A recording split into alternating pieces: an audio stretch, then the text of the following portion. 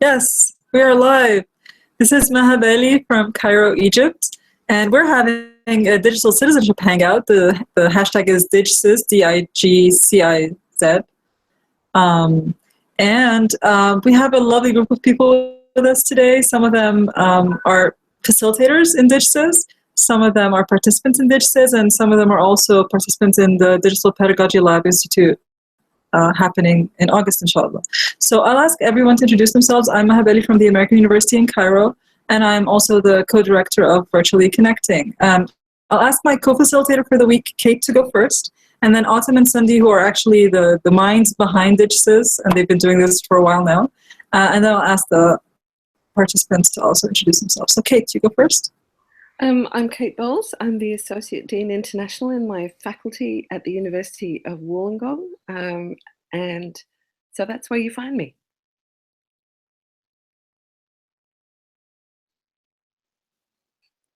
Hi, welcome Kate and Maha. So excited to be here. I'm Cindy Richard. I'm currently in North Carolina. I work at Davidson College as an instructional designer. And I know that a lot of people joined this conversation during this round with some criticism towards DigCiz and that concept in general, and I appreciate it, and I'm really loving getting into what that criticism means and what we can find from it. So thank you, Kate and Maha. Hey guys, I'm Autumn Keynes, and I am actually coming to you from my childhood bedroom in Detroit, Michigan. But most of the time, I am in Columbus, Ohio, where I am the Associate Director of Academic Technology at Capital University. And yeah, like a year and a couple of months ago, coming up on 2 years ago, I started this conversation with Sunday about digital citizenship. And then we started inviting other people to be a part of the conversation about digital citizenship, and we decided to have it in the open, but I don't know, I'm struggling a little bit with some of the ideas about what it means to have a conversation in the open, and about who's invited and who's not invited. So I really like this this idea of hospitality, but I'm a little frustrated in feeling that some folks are maybe I feel like it's a really complex topic, and I feel like some folks are simplifying it. So I'll just leave it at that. Hi, everyone. I'm Laura Taub-Purvispour here in Allentown, Pennsylvania, which is about an hour away from Philadelphia. And I was really drawn to this conversation because I spend a lot of time teaching and thinking about digital literacies. And I'm so struck by the way that conversations about digital literacies are also inextricably linked to conversations about what we think in terms of digital citizenship. So very happy to be broadening that angle. And hi. Oh, sorry. Go ahead.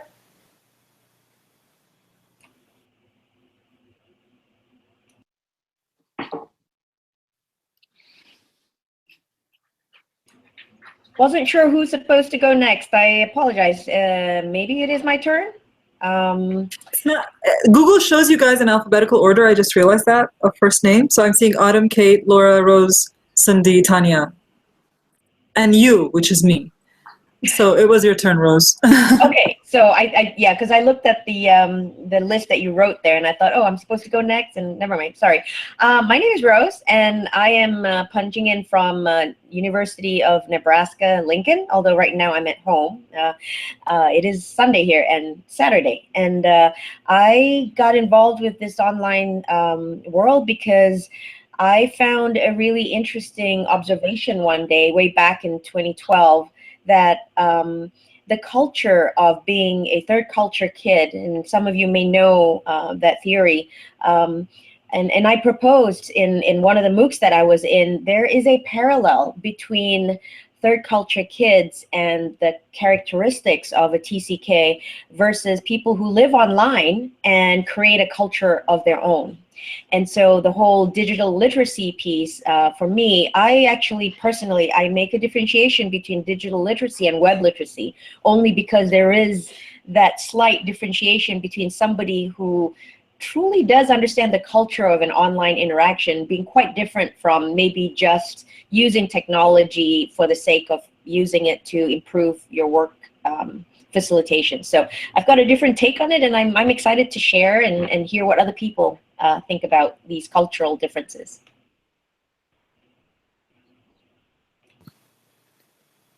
And I'm Tanya Elias, or Doria Elias, depending on the day. I'm in Kamloops, British Columbia, and I work at Thompson Rivers University as part of the learning technology team. And, you know, really interested in these topics and sort of interested to see where this conversation will go. Awesome. We're looking forward to listening to everyone's thoughts on this. Kate, you had an idea for a question to start us off that doesn't directly relate to digital, but focuses on hospitality. Do you want to pose the question? Well, when I woke up this morning, I was reading through things and I saw Laura's remark about the salt, and that you responded and said that you had specific practices in Egyptian hospitality. And I was thinking that this week has been, for me, marked a little bit by people's assumptions about what hospitality means, some of them negative, some of them more less negative. And I wondered where we get our beliefs about a particular word like hospitality from. So I was thinking about my own experiences of hospitality, and I thought that we might begin by sharing, what is it that when someone says to you hospitality, what is it you think they're talking about? And I realized that for me, I grew up in my childhood home. Autumn, I'm so thrilled that that's where you are. In my childhood home, I was an only child of a single parent. So her feelings about home were unusually impactful on me. There were only the two of us. And I realized that she was profoundly uncomfortable as a homemaker, actually quite disliked the whole process. Every time my mom served a meal, she said, "Oh, this will be dreadful." That was her absolutely standing introduction to her cooking. But when people came to stay overnight, my mom would go into her garden. She was a confident and happy gardener, hated the house. And she would pick a little bunch of flowers from her garden that she had grown herself. And then she would arrange it in the tiniest of little vases beside the bed of the person who was visiting us for the night. And I realized that that was my mother's expression of the only way she could be at home in the world was outside, because home had been, in her own childhood, so painful. And so she had made a sense of hospitality in the world. That taught me that hospitality is absolutely peculiar. You might think that there are rules. You might think that everyone knows what to do. Everyone knows who to go first in a hangout chat. Everyone understands the rules for everything. But in the end, we all make our own tiny practices of belonging. And our hospitality is a practice of trying to share that belonging with a sense of comfort. So for me, that's where I begin, is that to understand digital hospitality, I have to understand my own belief and my own tiny practices, not how I fit in the rules or whether I do or don't. Mostly I don't. So I wanted to just invite other people to see if they have a story of hospitality that helps anchor them with the meaning of the word. It's a thought that I have. It was Laura's thing about salt. Maha, do you have such a childhood memory? Because I know you're full on in the middle of hospitality at the moment, but do you have a childhood recollection of where you learnt what hospitality was as a concept? Who taught you that? It's a good question. I'd say definitely my mom and my grandmother. And so I was saying earlier on Twitter, and people didn't realize whether I was being literal or not. And I said, Egyptian hospitality is about feeding people. And someone's like, what do you mean by feeding people? I said, like literally giving people food. And that I had this thing where she knew what each of her grandchildren liked, and she made sure whoever was coming for dinner would get what they wanted. And there's this Egyptian dish that is usually made either with cream or with nuts. And she's one of the first people who ever invented a version of it that was half-half. I mean, they do this now a lot, like you have a half chocolate cake, half white cake. But back at the time, it wasn't really common in Egypt to find that kind of thing. But she would do that if certain people were coming, and she knew that half of them would want one thing and half the other. So just trying to sort of cater to everyone's needs. But as I was blogging yesterday, I had a big event. I think this is the first time I had 35 people hosted in my house. And I love entertaining, but we don't do it a lot because my husband's work schedule is crazy. And also having a child makes it more complicated. But whenever I have an event in my house, and this is an Egyptian thing, is that your in-laws and your parents get involved, even though it's like your house. And versions of what we think is the most important thing. So for my husband, it's how much protein you put on the table and how well that comes. For my mother-in-law is how good the food it is. For my mom, it's how good you present the food. And for me, it's how well I can receive people. And for me to be able to receive people well, I need to not have cooked all the food. Because if I've cooked all the food, I'll be so exhausted and so anxious about how well it's gone, and I'll be all over the place. And so what I do is I get a lot of help with the food so that I can concentrate on the people. Just even in the same family, you know, my mom, his mom, you know, and we're pretty from a very similar social background, and we still have a different idea of how to do this. And then even when you're right there, this taking care of everybody thing is every person in your house is a different person, and you have a different relationship with them. They have different relationships with each other. There are some people you want to spend more time with, or they're having a really good conversation, but you have to move on to others. But you also want to spend some time with some other people, and it's just that's just one of the things about hospitality, is that not every conversation you want to be hospitable for. You will authentically be interested in. And even inviting people to this hangout, right? I tried to invite people I don't know very well, and as well as people I know very well. It did end up that I love everyone who's here, but I also invited people who I don't know as well, and I would have liked to have in the conversation. They just couldn't make it, and there are a few people who were maybes and so on. But anyway, I want to move on to listen to what other people are thinking. It's been interesting for me to be part of this conversation and trying to connect throughout the week to all of the conversation on Twitter, because in my home this week are my two nieces visiting from San Diego. They are nieces on my husband's side, and he is Persian. And in Persian culture, there is a form of hospitality called tarof. There's even something called tarof wars, where the performance is really about who is the most hospitable. Who is the most hospitable? And I see my nieces doing this with each other. So I think like Maha described in Egyptian culture, food is very central. And on the bottom of Persian rice, there is a layer. It's either rice and yogurt or it's bread that gets very crispy. There's oil on the bottom of the pan, and this gets very crispy, and it's the piece that the children always want. I made it for them, and I cut it into slices like a pie, and there was one piece left. And everybody wanted this last piece, but nobody would take it because we were involved in this performance of who's going to be the most hospitable. And in the end, it came down to deference. They gave it to the youngest and the only boy, my son, around the table. So there's this layer to being hospitable that suggests also this kind of complex, even gendered relationship to etiquette, to civility, to deference. And it's just been really fascinating watching these three teenage girls in their tarof wars at the same time that there's been also, I could look at it through that lens of tarofing on Twitter as well.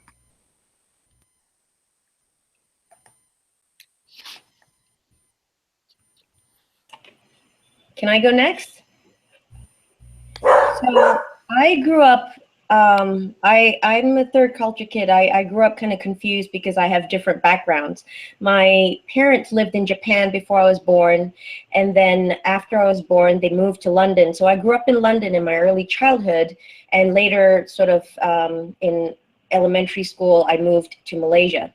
So when I moved back to Malaysia from having grown up in London, one of the biggest things that I could not understand was, why is it that my family, or rather my mother in particular, I was very taken by Kate's story. I was resenting a lot the rules that my mother had for the house. Now, I grew up in a Western culture, and privacy and personal space is ultimately important in a Western culture. So that's what I grew up with. But having then been thrown back into my parents' culture, the architecture of homes is very different in Malaysia in the traditional sense. Audio privacy is non-existent. There is no separation of bedroom audio privacy because it's just not necessary. And I really don't know how parents go about having private lives. I really don't. But it was so hard for me to understand that being a friendly, happy, good family, and even it extended to being hospitable, even when guests come to the house, audio privacy is not on the top of the list. In fact, it is a bad thing to ask for audio privacy. And it took me many, many, many years. And I think I only understood that, ironically, when I was like in my 40s, having moved back to the US. I've moved to the US twice already and back and lived anyway. And I visited this Native American reservation. And I spoke to this elder in the Omaha tribe, and this elder was telling me about the ancient cultures of the Native Americans, where they would grow up and live in these wigwams made of hide, and there is no audio privacy, there is no visual privacy. It's just one wigwam, and the whole entire family lives there. And when they get visitors, everybody sleeps in that same circular space. And so I asked this Native American elder, and I said, how do you do that? I mean, how do you then make the other person or the other people in the family and the visitors who are visiting, how do you make them feel like they're welcome? This idea of hospitality. How do you, there's no audio privacy. And this Native American elder explained to me what the values are. And it was ironic for me because I'm not Native American, and yet halfway around the globe, there was some connection between a culture that I have nothing to do with and the culture that my mother, a Malaysian, and by the way, she's not even Malaysian, she was biologically an adopted baby from China, adopted by a Malay family. So I've got all these mixed cultures going on. But anyway, this Native American guy explained to me that audio privacy does not exist in the language of that Native American culture. There's no such word as privacy in the linguistics of that culture. There's no vocabulary for the word privacy. And then it made me think back. There is no word privacy in my mother's native tongue either. So being hospitable means no privacy. That's the definition of it. It's that you just know that you're not supposed to hear if there's like moaning going on in the next room or something. You just don't. I mean, that's politeness.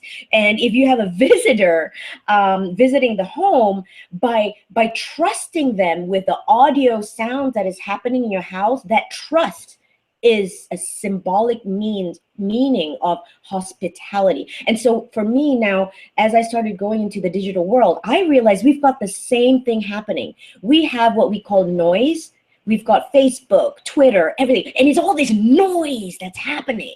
But how do you be a good digital citizen is you learn how to block off that noise, and you only tune into the ones that are relevant to you. That's being hospitable. And to me, I find it an amazing thing that if you can take digital citizenship and then study like cultures, traditional cultures, and understand how some of those cultures have evolved and the definitions of it, and then go into linguistics and to understand, why does that vocabulary not exist in that native language? there's a reason why. And so, we had to create the word noise in the digital world, because, how do you filter off all of that noise, all the tweets that come in and everything, you just kind of get overwhelmed by it. So we created the word noise. But that word didn't exist in the beginning. We had to take an English language word that had a different meaning and then redefine it. So that's, to me, my piece that I'd like to share. So.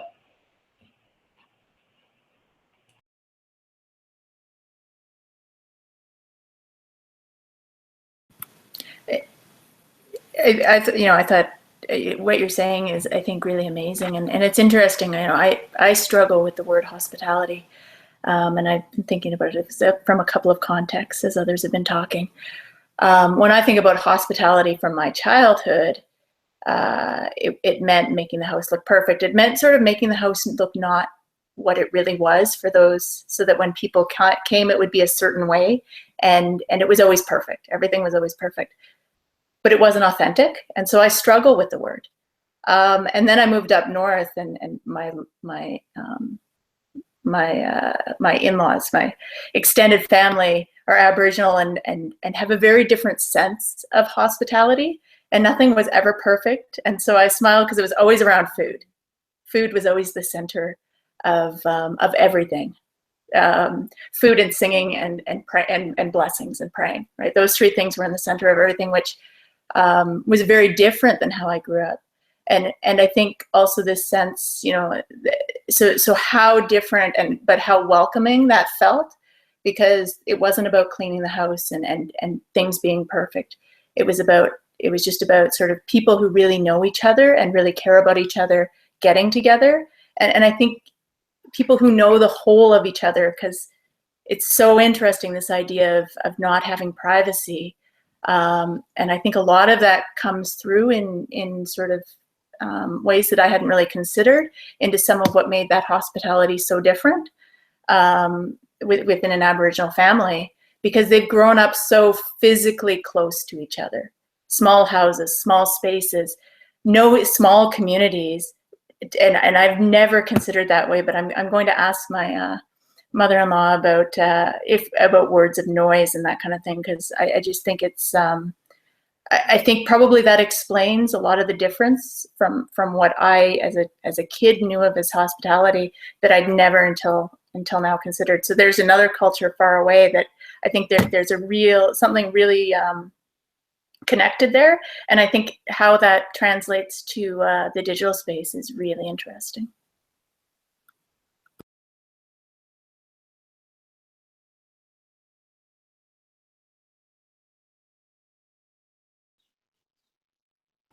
Sunday, do you want it or you want me to take it? You want me? She's pointing at me. You. All right. So hospitality in my childhood. So Chuck Pearson did a great post about rural Appalachia this week.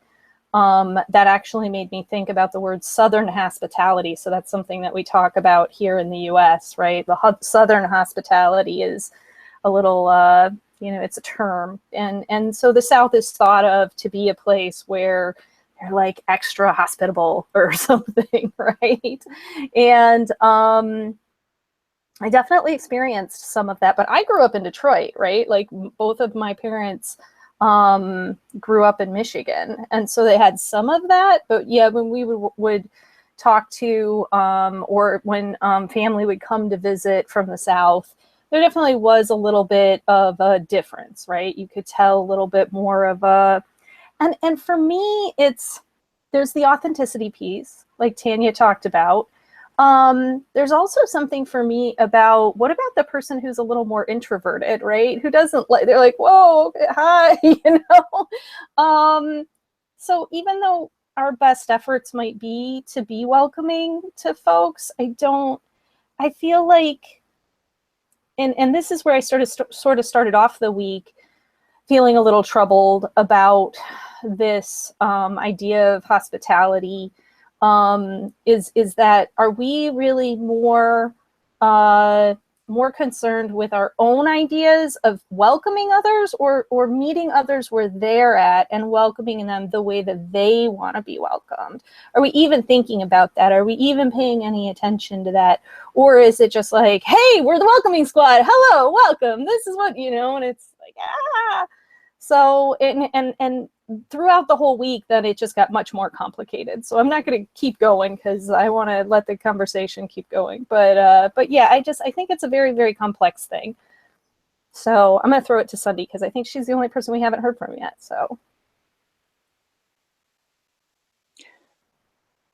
I've actually never been in a hangout where like we've gone through each person and each person talks, which is great. I love it. And no one gets left behind. So the thoughts running through my head after all those stories changed as people were talking. And I guess what is sitting with me now is thinking about as a child, like, because people are talking about their families' kind of ways of hospitality. And when I think back, I think my parents were hospitable. They had people over, but as a child, I think I was part of that generation where you kind of ignore the children when people come over, and you're kind of, and it was great when other kids came, but sometimes it was annoying that all these people were at their house. And so I don't know what I took from that. I feel like I'm confused at my hospitality, even though I love it. I love hospitality. I love welcoming people into a space that I have some kind of ownership over, but I only mean that because I'm comfortable in that space. So I'm thinking about how to make this person comfortable in my space. And I think where I'm getting confused in the digital is like this hashtag. So people keep referring to it as me and Autumn starting this conversation in this hashtag, like it's our home. And in some ways, yes, because it was just us at one point, like having a coffee conversation. We would set up a Twitter conversation and no one would come except us. And so it's interesting, the ownership piece, and you need that to be hospitable, but maybe we need to shift our ideas of what that means. I would go back to say I'm confused about hospitality in terms of my own experience in experiencing lots of different types of hospitality and being comfortable and uncomfortable, even when people are being hospitable. So can I jump in real quick? Yep. And so again, it's just gonna come back to me talking to Sunny. I'm sorry. So I feel like this is also troubling me, right? Is that and we heard it here, right? That there's something about like, no privacy in terms of being hospitable. That is that's not a cultural hospitality nuance that I'm used to, but I can see it and I can understand it.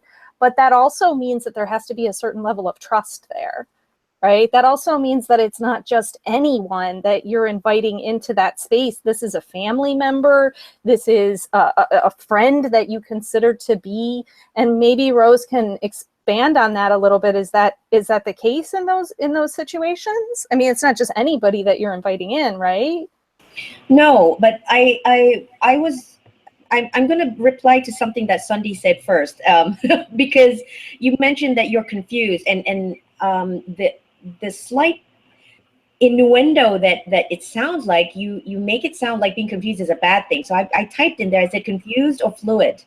What I have learned, and I only realized this after being in the online world. Before this, when I was confronted with these cultural changes between having shifted from London to Malaysia, then to New York, and then back to Malaysia, and then I even did a stint in Africa and the Middle East, and it was overwhelming to realize that everywhere you go, you become confused, like you said, Sunday, the word confused. But it's only recently, after I've connected to some people online and talking about, hey, there's parallelisms between that discomfort you feel in the online world.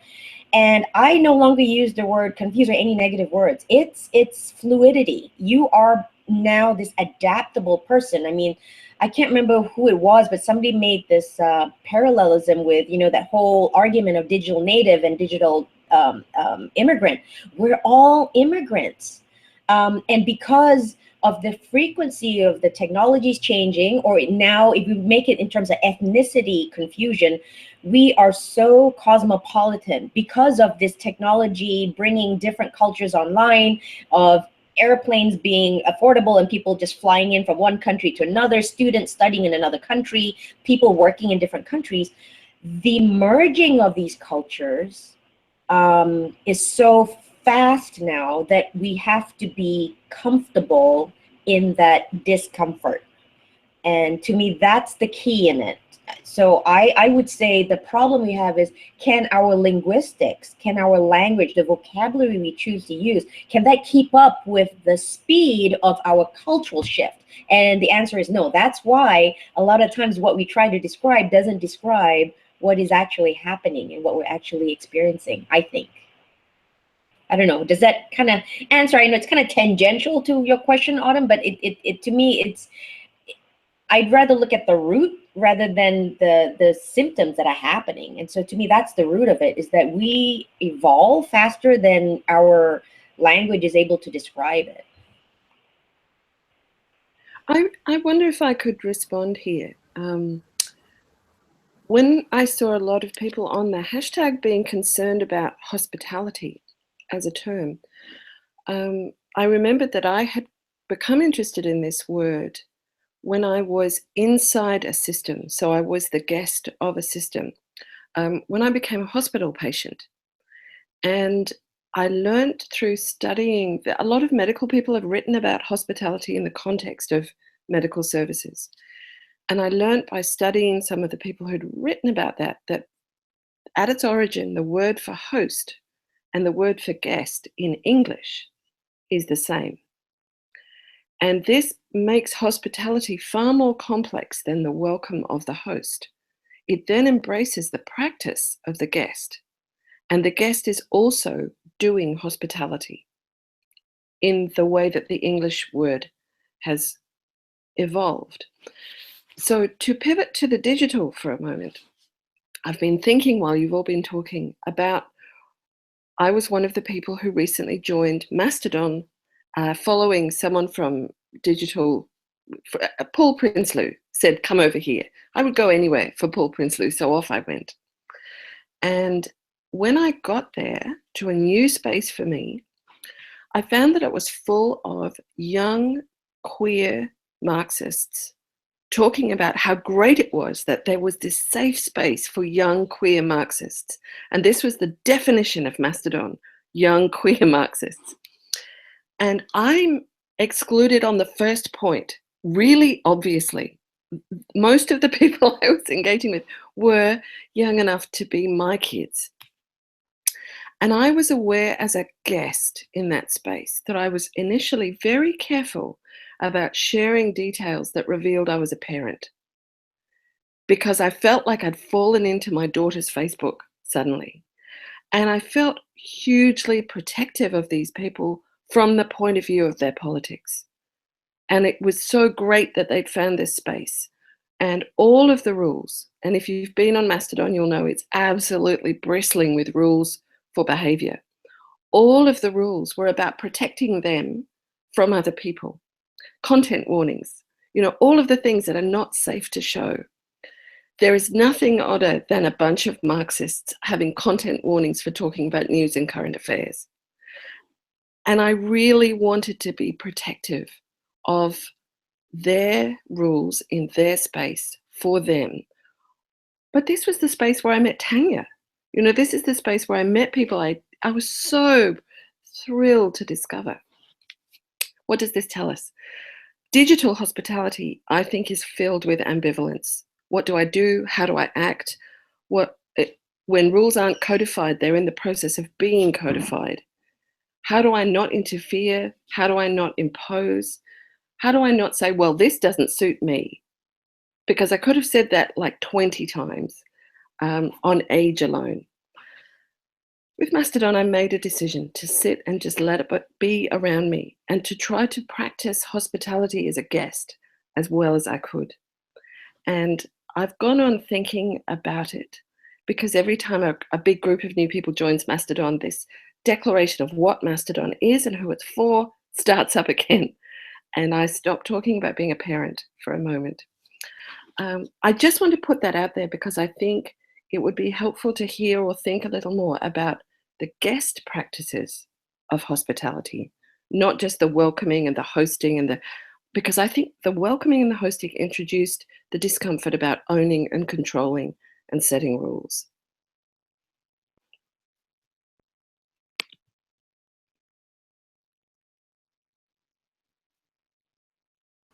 All right, I'll jump in with maybe a funny one here. So in my previous life, I was a hippie. I had long dreadlocks and I did a lot of traveling.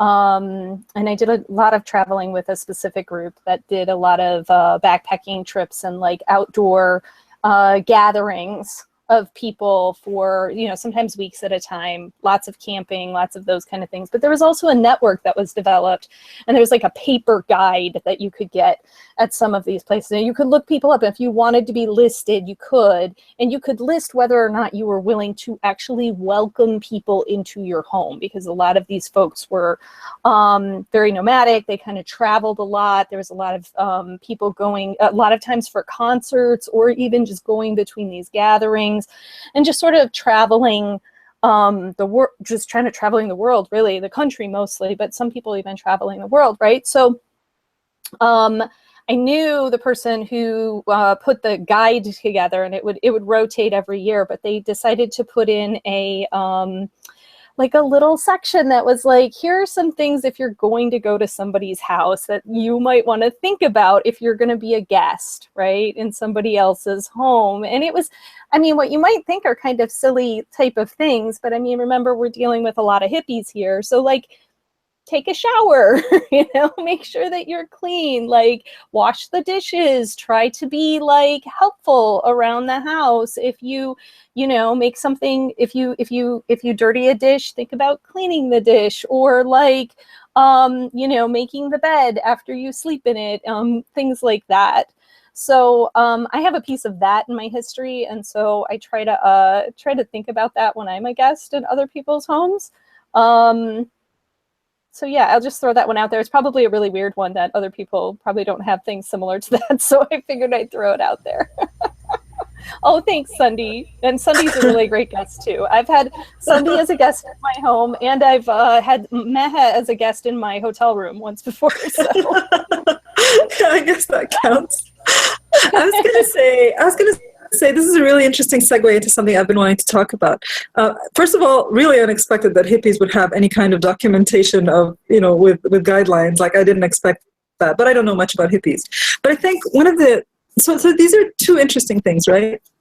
One, and I was commenting, I think it was Aaron Davis' blog that triggered this, talking about the tyranny of structurelessness. And that in a lot of online spaces we create, we don't necessarily discuss ground rules or how we're going to do things, and we start doing it. And sometimes it's really spontaneous, like a hashtag can just happen, or it can be planned, but you're still not putting specific rules. And when you don't do that, it doesn't mean that there aren't any implicit ideas or rules about what you want it to be. Rhizo 14 is one of those spaces where the rules were very, very loose, and that confused a lot of people, and then you don't really know what's going on.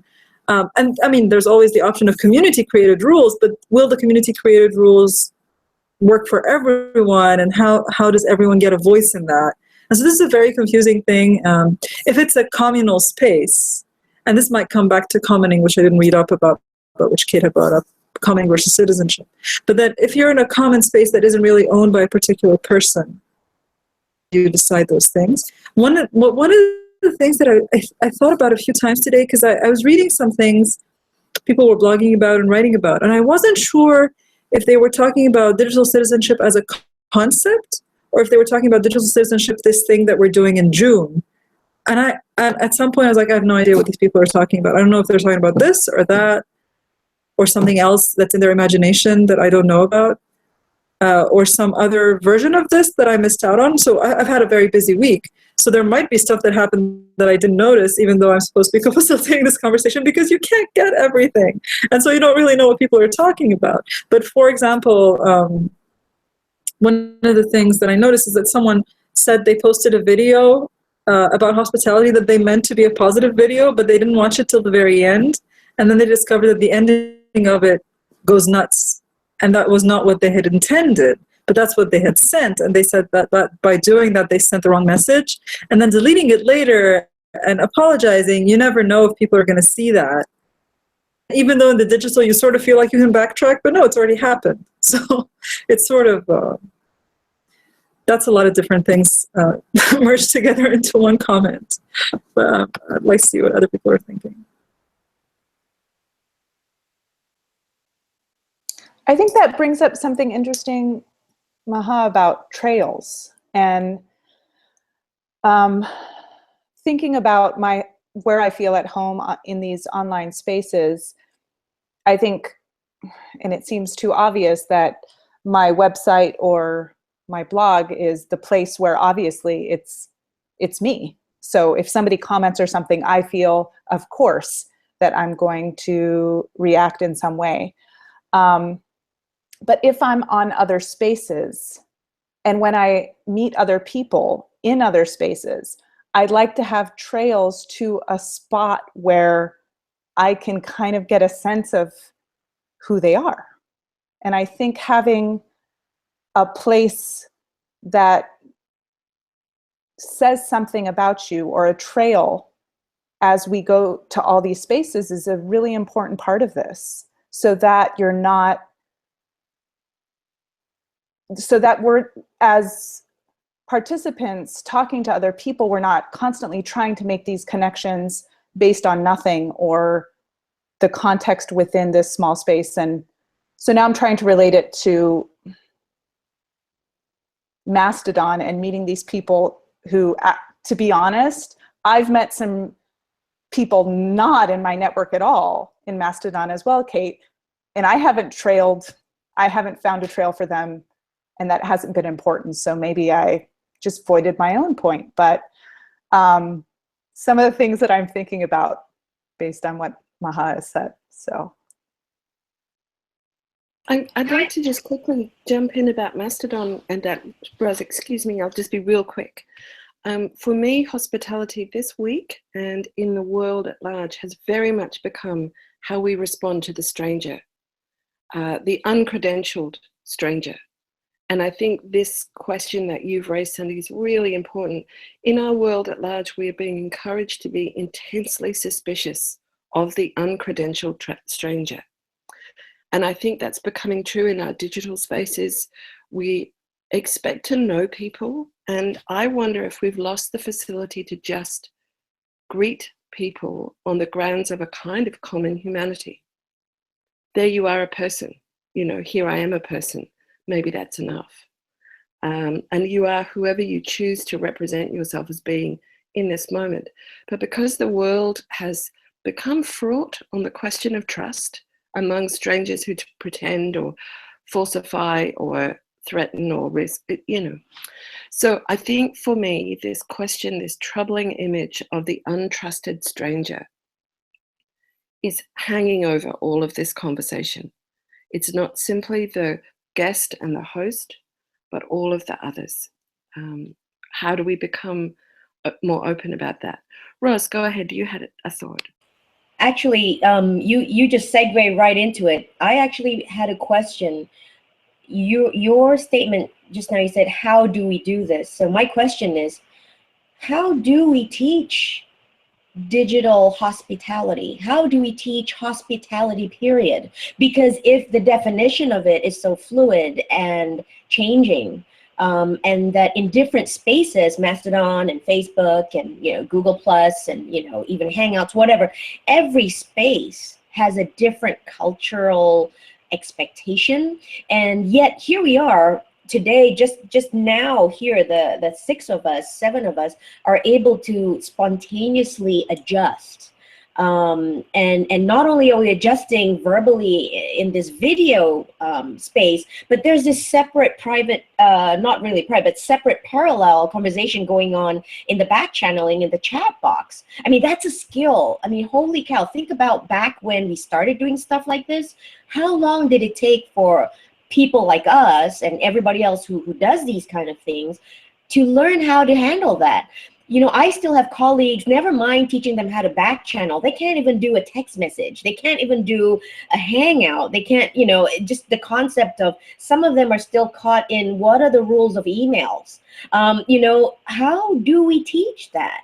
That's a literacy that, you know, I don't think people have really sat down to codify the rules per se, which is what you've been discussing now. But before you even think about the rules, how do you teach that? What is the pedagogy of teaching the rules? So there's definition of the rules, but let's say once the rules are defined, how does one transfer that knowledge or make a new person be able to function within those sets of rules?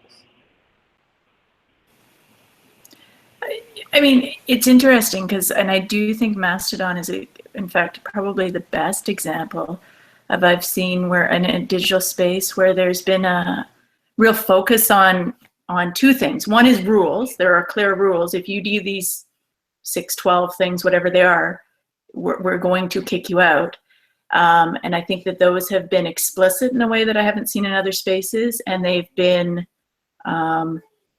enforced by humans, which has been good for the space. But I think there's another set of rules that I think, and they're not rules, sorry, another set of expectations, courtesies, development of the feeling of the space that has also been quite explicit. And it's not you'll get thrown out if you don't do these things, but it's an explanation of the courtesy behind them. So, you know, especially right now, there's a flood of new people coming in. And every time there's a flood of new people come in through my timeline, I see other stuff too, but I do see a lot of people saying, you know, just a reminder, you know, if you're going to talk about the news, use cover words. You know, there's people here for whom these are triggers. Be respectful. You know, you don't have to get in a fight with everyone. We're here to support you. You know, those are the things that are getting boosted and replayed over and over as new people come in. And I hope that in doing that in a very explicit way, it's creating a hospitality and a feeling of safety that will maintain some of the initial sense of what the space was when it started. But it is, I think the biggest thing to me is how explicit that is, and it's not everything's okay, and the things that are not okay will be called out as not okay. And I don't see us doing that in other digital spaces really at all. And to me, that's quite different. But as you explained that, I started to think, but as people who enter the space become more diverse, the kinds of things that would trigger them would become different. And how do they care that? How do you don't not reach a stage where like everything's not okay and then everything could be a trigger for everyone and all of that. And I mean, one of the things Rose just wrote is that hospitality is giving the benefit of the doubt when the rules of the host and guest might be different. I think that's really a good point. So other than trying to be accommodating in what you do, but it's also trying to believe that maybe the person on the other end doesn't mean to offend you, even when you get triggered. I blogged about that as well. It's like sometimes something triggers you, but you need to sometimes to give the other person the benefit of the doubt. But sometimes if you have a history with that person, either personally or with that group of people, it becomes an issue, right? So for example, and I told this to Kate recently, is that I suddenly realized that one of the reasons I don't live in Mastodon is that my culture, I have no personal interaction with queer people. And I have a lot of friends who are gay, so I'm very comfortable with them, but we have the educational technology thing as the thing that we have in common, and then I love them as people. But to be in a space where I have nothing in common with them, and I'm afraid of offending people, I don't know what kinds of things I might do that would trigger them. And it's actually just possible that my profile picture of wearing a headscarf could trigger them. You don't know those kinds of things. And that's one of the reasons I don't just settle in there.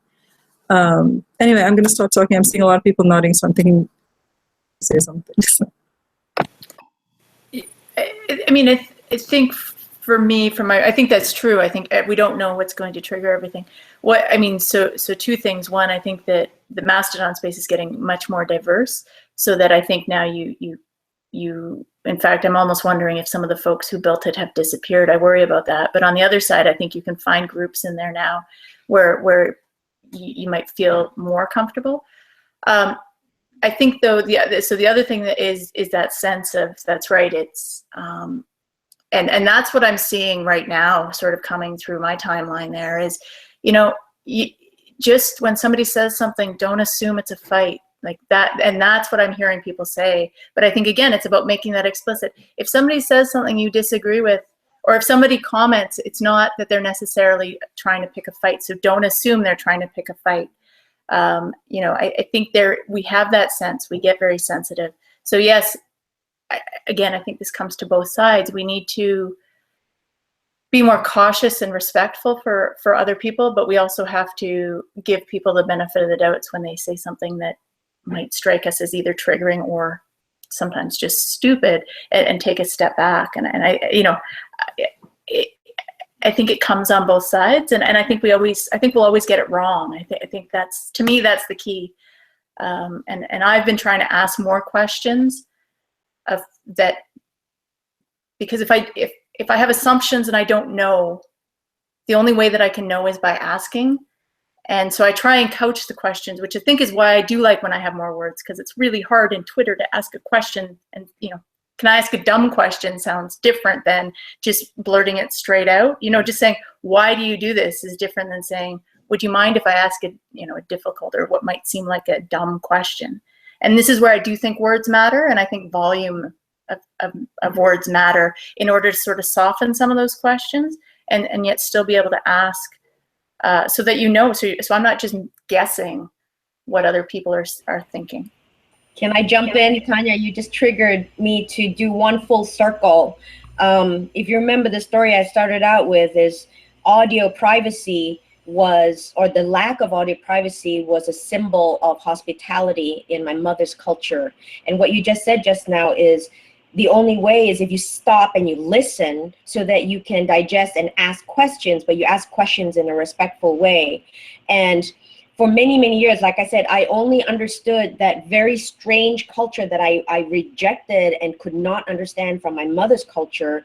And it was only when I was 40-something visiting another culture on another side of the world, listening to an elder there.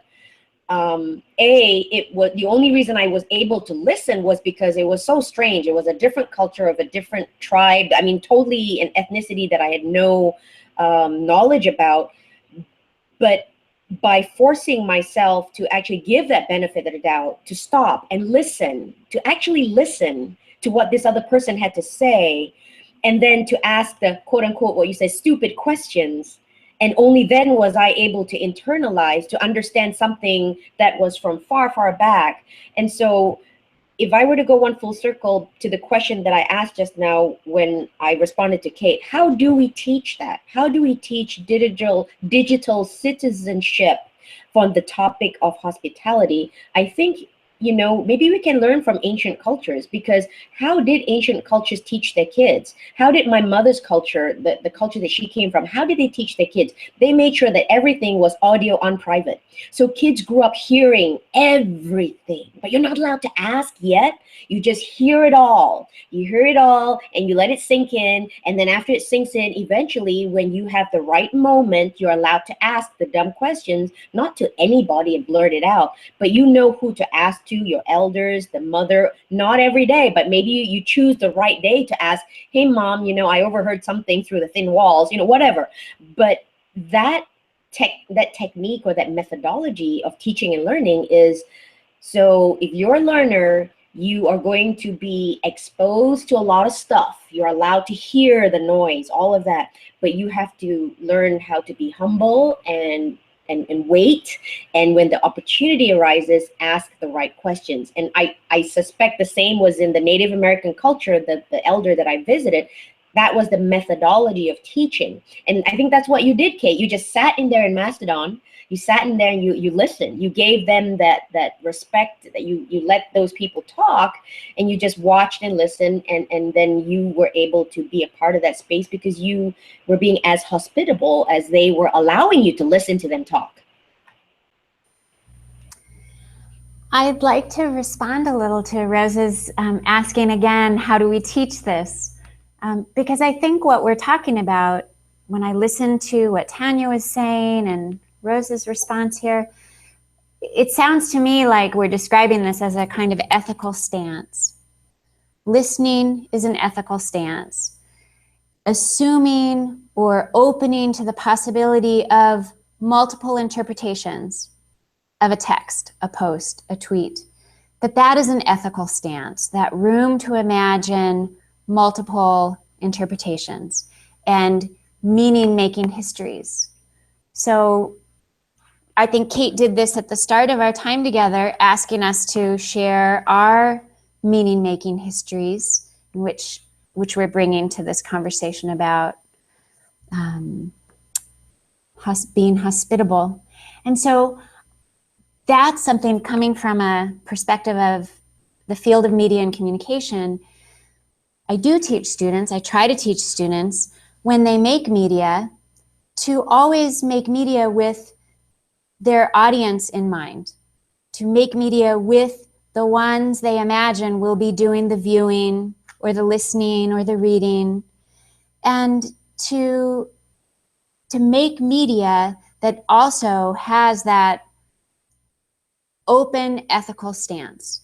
So to not assume for the viewer or the reader or the listener the meaning of a particular text, but to make media which is open and inviting and sensitive to the multiple ways people will interact with the media that my students are hoping to make.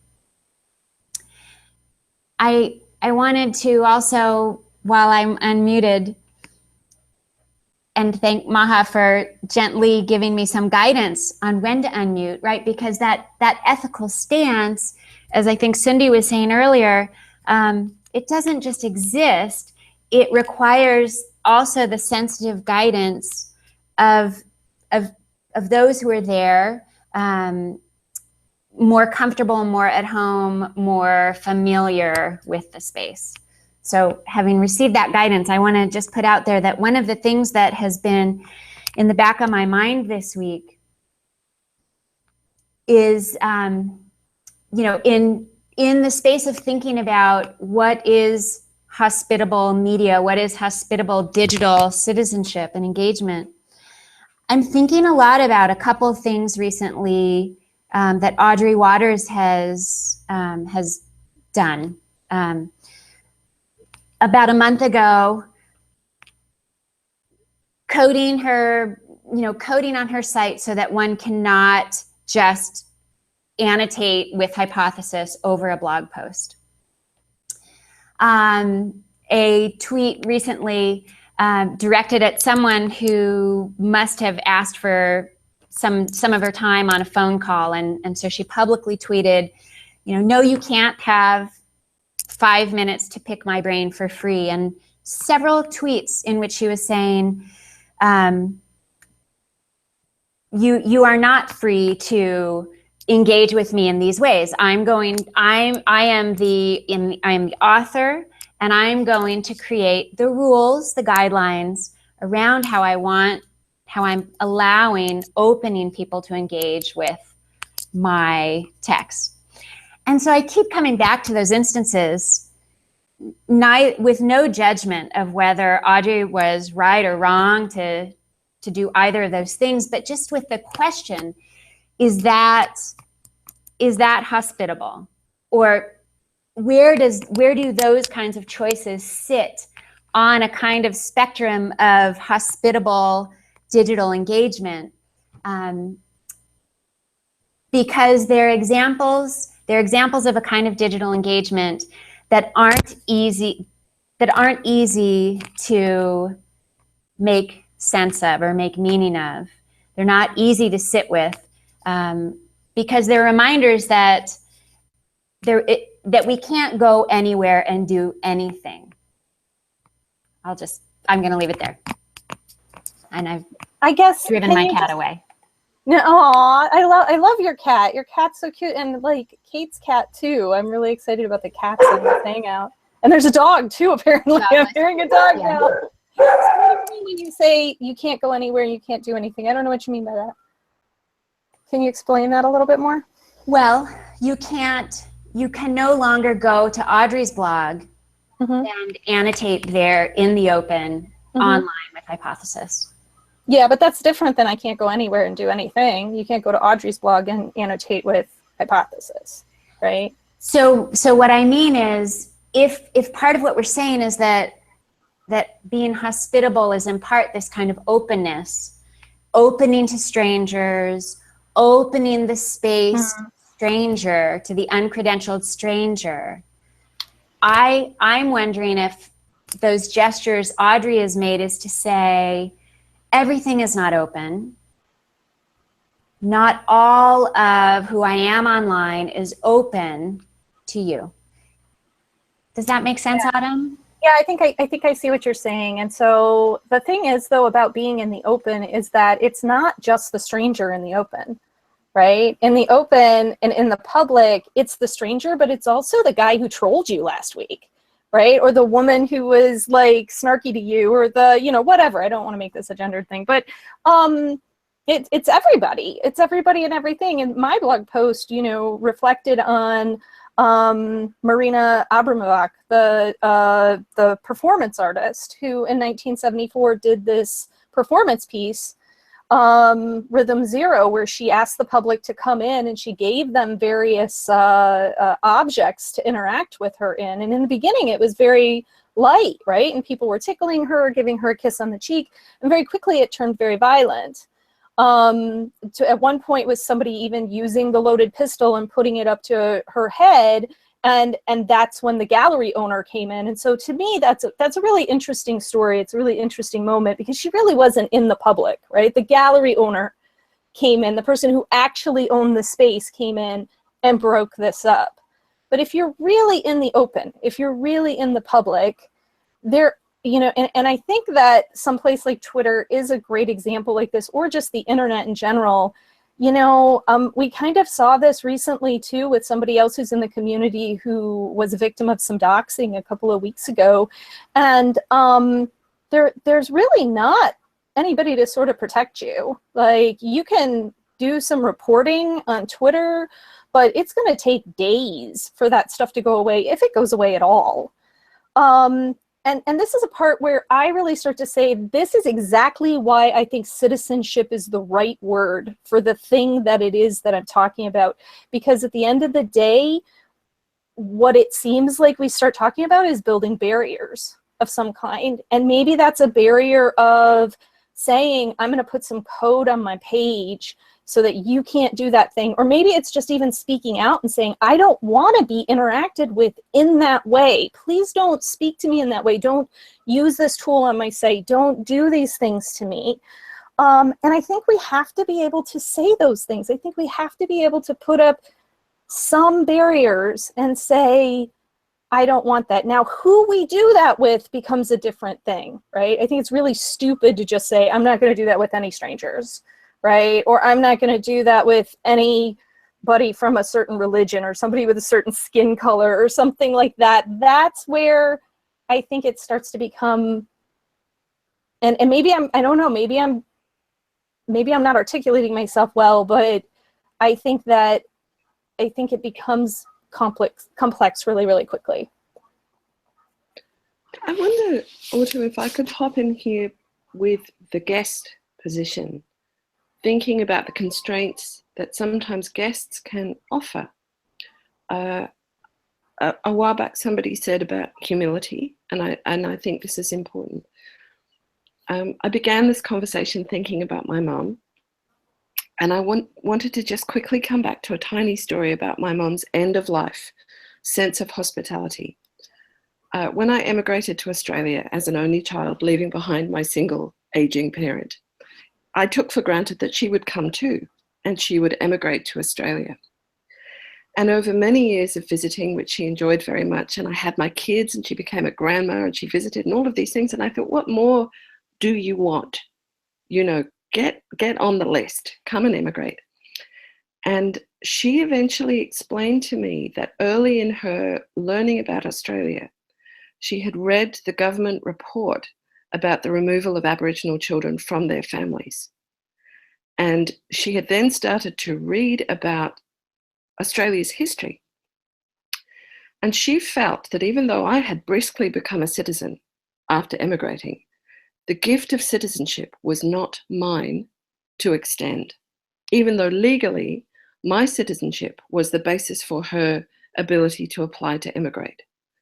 But she felt that historically that citizenship opportunity had come to me by force, and that she was profoundly uncomfortable as a child who had lost her own home in childhood, with the idea that anyone other than perhaps Indigenous Australians could extend this welcome to her. And she wrestled through her 70s and her 80s with this, and she never came.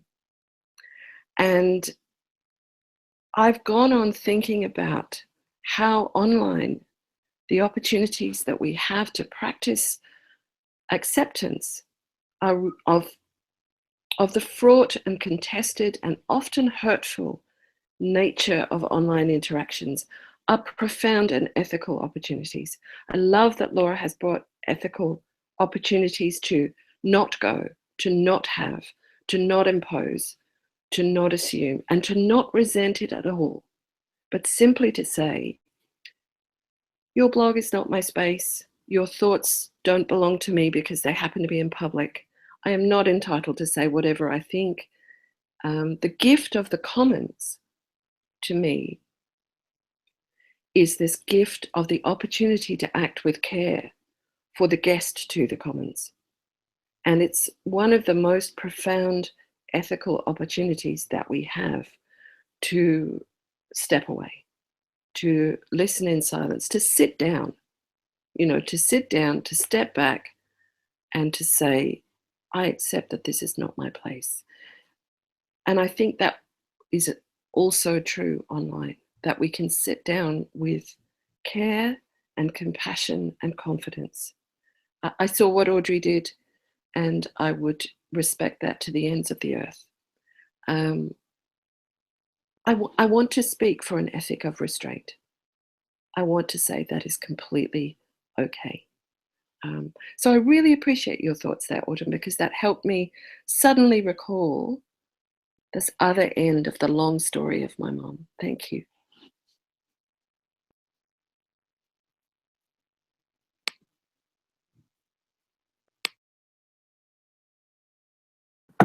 That was really powerful, Kate. And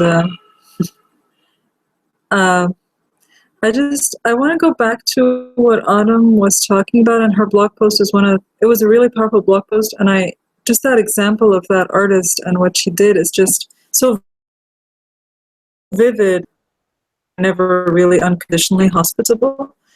But I'm also thinking about Audrey and thinking about how we're not all equally vulnerable online. And so, for example, when Strong and Standing has comments blocked on his blog about something that is supposed to be a conversation, that annoys me. When someone like Audrey Waters, who has dealt with abuse online in the past, blocks marginal notes from Hypothesis on her blog, I respect that. So I think this kind of thing is contextual, and none of us have the right, I don't think I have the right to say that the white man shouldn't do the same thing. I'm just saying that the way I take it when a white man who's a very strong person does that is very different than a woman who's more vulnerable or a person who's marginal in some other way. And I just wanted to make that point that I think everyone's free to make their own boundaries, regardless of how vulnerable they are. But I think that the more vulnerable a person is, the more we need to respect their need for those distances. I think, Tanya does some amazing work on that, and she's been writing stuff on the text chat that people watching can't see. But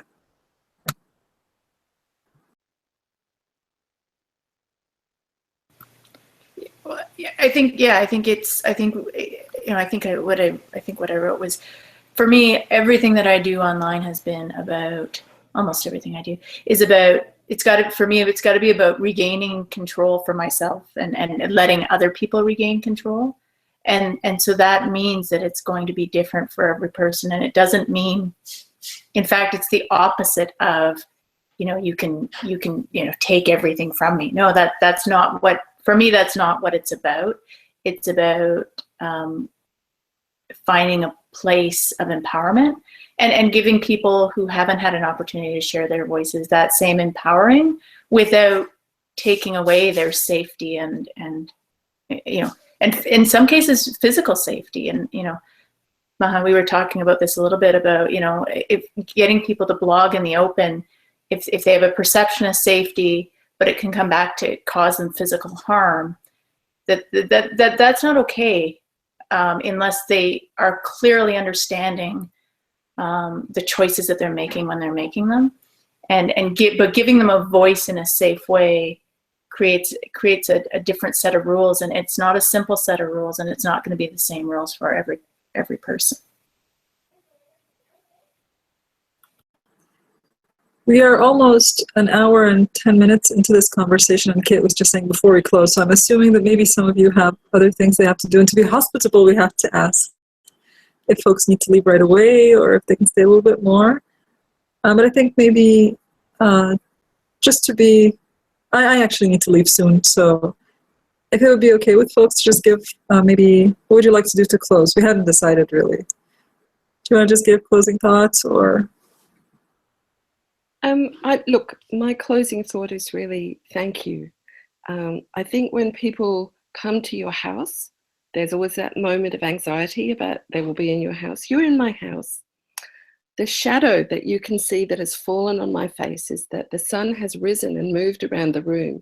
And between me and the sun is an enormous wall of hanging laundry because it's been raining for days in Australia. So in fact, I am sitting here surrounded by towels. They're like here. You've been in my home. When people come to our homes and then they leave, you say, thanks for coming, and the gift of their time in your home, the fact that they were guests in your space, they treated your space well. So thank you for coming to my home. That's all I want to say.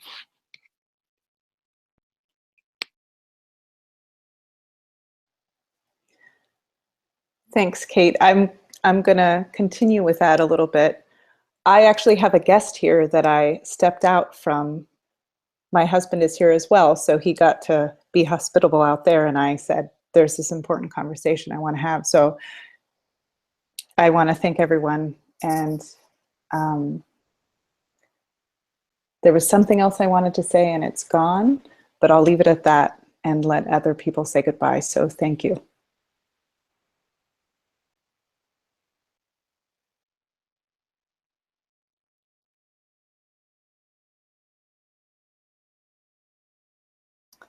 So yeah, I'm in a similar boat. Like I said, I'm here in Detroit with my parents because it's Father's Day weekend. And so, yeah, I'm going to get back to my family and celebrating Father's Day with my dad. And I'm just really thankful for all of you here to talk about this topic. Like I've said, when we started this off, I think it's a really complex topic. And I think too often, when we think about hospitality, especially in terms of digital citizenship, it turns into being nice. And I just think it's so much deeper and so much more complex than being nice. What's nice for me might be different for you.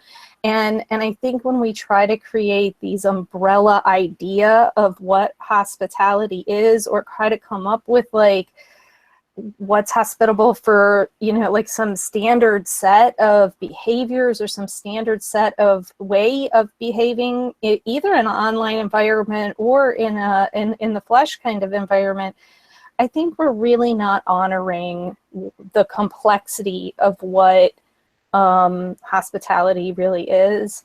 So thank you, all of you, for having a deep conversation that explores those complexities is really, really refreshing. Thank you. I agree with what you've all said, and just want to thank you, because I think things that have been swirling in the back of my mind in the first weeks of summer, you've all really helped so much to put those questions into a context, into a deeper, wider context than the one that I was approaching them with. And I am just so appreciative of the opening here with all of you. So thank you all so much. I just want to thank everybody, especially Maha, for inviting me. I consider myself a baby in the online world. I mean, in terms of actual physical hours being online, I struggle a lot with figuring out how much of my personality should live in this space online versus living, period. And I am totally in awe of the depth of the conversation today. And it's given me renewed faith that living can happen in a digital space. So much more meaningful than sometimes just being around people. Just because you're around humans in the physical flesh, it doesn't mean you're living. And you guys have given me a hope that there's spaces out there that technology has allowed us to become a different type of being online. So thank you for including me in today. Yeah, I'll say a quick thanks too. This has been a great conversation, and as someone who really struggles with the concept of hospitality, I think that the depth of this conversation has been much appreciated. So thank you. Thank you all so much for making the time and for this wonderful conversation. I've had a really stressful week, and the whole week has been really refreshing online, and this conversation is such a beautiful sort of way to close it. And I just realized I will have met all of you guys face to face. I met Autumn and Tanya in April, and I'm going to meet the rest of you in August, inshallah. So I have to go now to make suhoor, which is the last meal of the day in Ramadan, so that then we can fast the next day. I'd love to have you guys over. Can't share digitally, unfortunately, but we'll share meals face to face, and we'll practice the guest hospitality, right? Because none of us are going to be home. So that's also an interesting one. Thank you again so much. I'm going to go offline now. Okay, I'll let you know when we're not